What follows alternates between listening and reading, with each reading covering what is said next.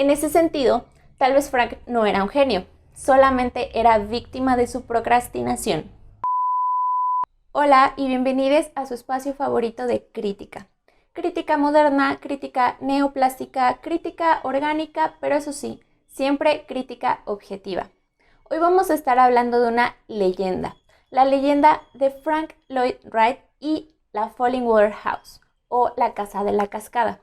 Pero no puedo empezar a explicar cómo es que la Casa de la Cascada se convirtió en la obra residencial más importante del mundo y cómo llegó a ser la primeritita referencia que te lanzan al entrar a la carrera de arquitectura sin antes explicar pues quién fue Frank Lloyd Wright. Repasemos un poco su vida. Frank Lincoln Wright nace en 1867 en Wisconsin. A los 18 años entra a la Facultad de Ingeniería, pero la deja para entrar como discípulo a uno de los despachos de arquitectura más reconocidos de la época, Adler y Sullivan, con quienes aprendió un par de años antes de abrir su propio estudio en 1893. A partir de 1901 comenzó a publicar en el Ladies' Home Journal. Después de eso hubo una temporada turbia, pues Frank se enfrentó a 2 divorcios, el asesinato de su familia y su autoexilio a Europa. Para sacarlo de ese colapso, amigos, familiares y ex clientes crearon el Frank Lloyd Incorporated, una sociedad en la que cada parte recibía ganancias por los proyectos del arquitecto a cambio de darle lo suficiente para vivir en caso de otra ruptura. En 1932 crea el Taliesin III, una escuela retiro de arquitectura en donde Frank conoció a la familia Kaufman, mismos que en 1934 le hacen el encargo de una casa de campo para admirar una cascada de Pensilvania. Su última gran tarea fue el Guggenheim de Nueva York, que lamentablemente no llegó a ver, pues murió pocos meses antes de su inauguración en 1959.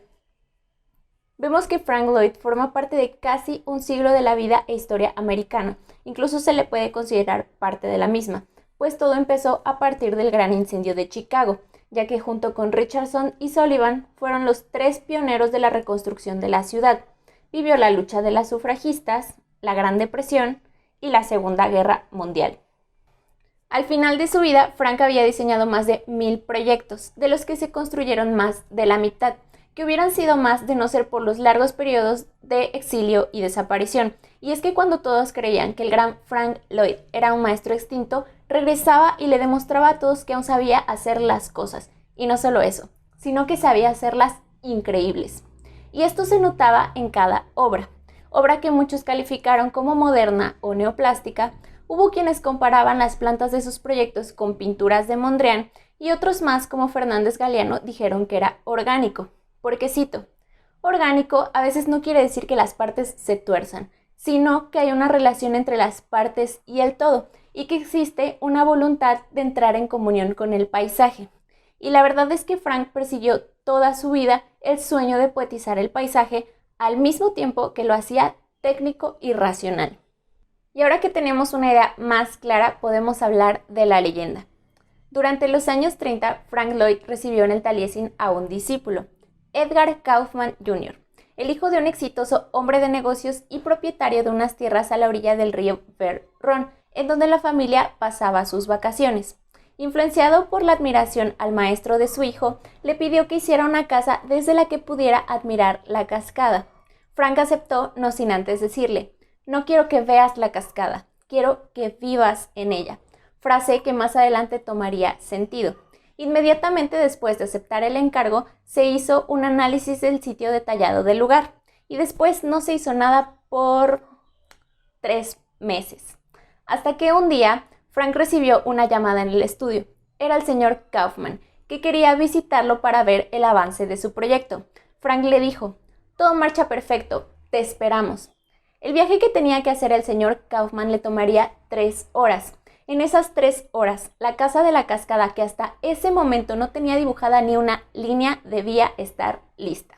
Así que en un momento de euforia, Frank empezó a dibujar las plantas, las secciones y al final una perspectiva de la casa de la cascada.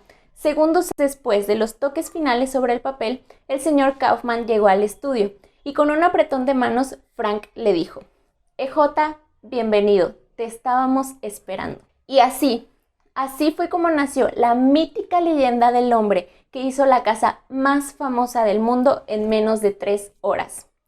Y claro, es una mentira. Pero a ver, hay cosas que no podemos negar, como el hecho de que la casa sí fue dibujada en tan poco tiempo y que Lloyd lo hizo con una destreza admirable. Pero, ¿de verdad nos creemos el cuento de que el maestro iba descubriendo la casa conforme la iba dibujando? En una entrevista a Edgar Tafel, exalumno de Wright que estuvo presente cuando hicieron la Casa de la Cascada, detalló cómo a medida que éste iba dibujando, sabía perfectamente la posición y ubicación de cada árbol y piedra del lugar. Y ahí está la clave, porque es medio imposible pensar que un arquitecto, por excelente que sea, haga un proyecto perfectamente articulado, adecuado a su entorno y cargado de poética en menos de 3 horas, a menos que este proyecto llevara trabajándose más tiempo del que nos hicieron creer. En ese sentido, tal vez Frank no era un genio, solamente era víctima de su procrastinación. Como sabemos, procrastinar es el acto de dejar las tareas para después, tareas que hasta cierto nivel nos causan estrés o ansiedad. Así que nuestra respuesta de defensa a nivel neuronal es dejarle el trabajo a alguien más. Pero como ese alguien más es nuestro yo del futuro, el resultado casi siempre es un desastre. De todas formas, hay quienes aseguran que postergar las tareas les ayuda a obtener mejores resultados. Esto porque cuando hacemos una tarea y la terminamos, nuestra mente la archiva. Pero cuando empezamos y después hacemos una larga pausa antes de volver a terminar, nuestro cerebro está consciente o inconscientemente todo el tiempo trabajando en ello. Hace que cada cosa que veamos, escuchemos o hagamos la relacionemos con el trabajo pendiente. Esto da como resultado proyectos profundamente pensados y seguramente mejores. Y aunque yo no debería estar recomendando la procrastinación, tal vez sea eso justo lo que están haciendo al ver este video. Así que en lugar de tratar de combatir lo incombatible, veamos cómo hacer de ello una herramienta. Porque ya nos queda claro que no es lo mismo no hacer nada y después querer hacer todo hacia el final a hacer lo que Frank Lloyd hizo. Empezó su proyecto, después hizo una larga pausa y hasta el final lo dibujó todo. Así que sí, la Casa de la Cascada en realidad llevaba trabajándose desde tiempo antes. Pero fue más de lo que pensamos, fue mucho tiempo antes. Pero vamos a retroceder poco a poco. 3 meses antes de la visita a Kaufman, en la primavera en la que Frank aceptó hacer el proyecto, mandó a hacer un análisis de sitio detallado del lugar. Pusieron cosas importantes como las curvas de nivel, rocas grandes, obviamente la cascada y el arroyo, y la vegetación por tamaño y especie. Así que tal vez desde ese momento ella iba articulando qué podía poner ahí. Ok, entonces la Casa de la Cascada se hizo en 3 meses. No, en realidad. Vamos a retroceder otro poco. Durante la primera década del siglo XX, ya en su estudio independiente, Frank Lloyd se dedicó principalmente a proyectos residenciales y en cada proyecto iba construyendo el estilo Frank Lloydiano que ya todos conocemos. Este estilo se perfeccionaba casa tras casa y lo lograba porque siempre tenía clientes.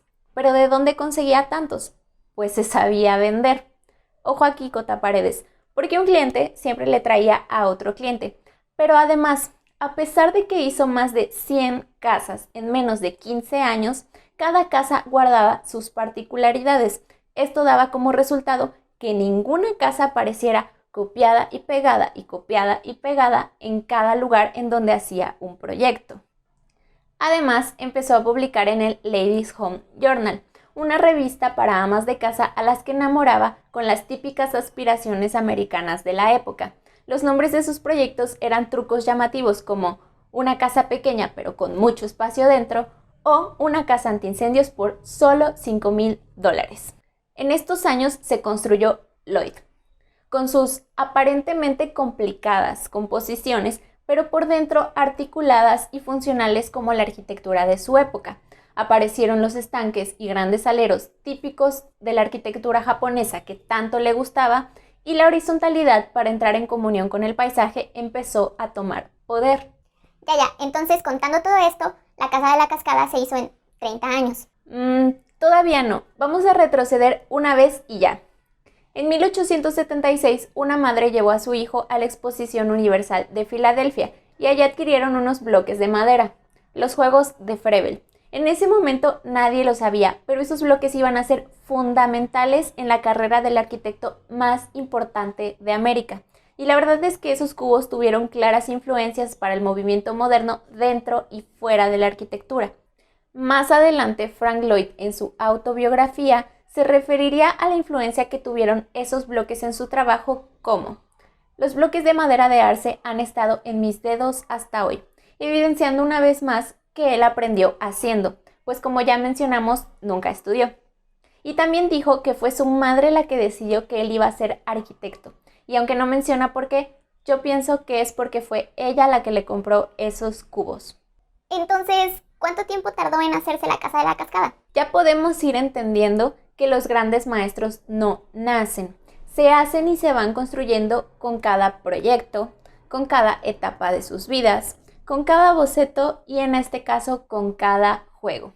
Así que la siguiente vez que alguien les diga que la Casa de la Cascada es una obra maestra porque se hizo en menos de 3 horas, recuerden que sí es una obra maestra, pero es una que se construyó con la crudeza y los altibajos que hasta ese momento había vivido su sexagenario creador, y que no comenzó 3 horas antes cuando empezó a dibujar todo, ni siquiera 3 meses antes, cuando le encargaron hacer el proyecto de la Casa de la Cascada, y tampoco empezó 30 años antes, cuando construyó su estilo frank-lloydiano a partir de su etapa residencial.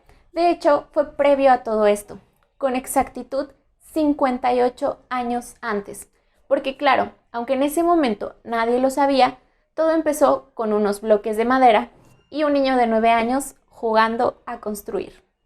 Eso fue todo por este video, pero déjenme decirles que la vida y obra de Frank es demasiado interesante como para solo contarles esto, así que si quieren saber algo más de su obra o de su vida o de lo que sea, háganmelo saber en los comentarios porque a mí me encantaría platicarlo con todos ustedes. Y otra cosa, nunca tengan miedo a procrastinar, porque quién sabe, tal vez nos podría llevar a crear la mejor obra de nuestras vidas. De momento, nos vemos en el siguiente video, si es que lo hay.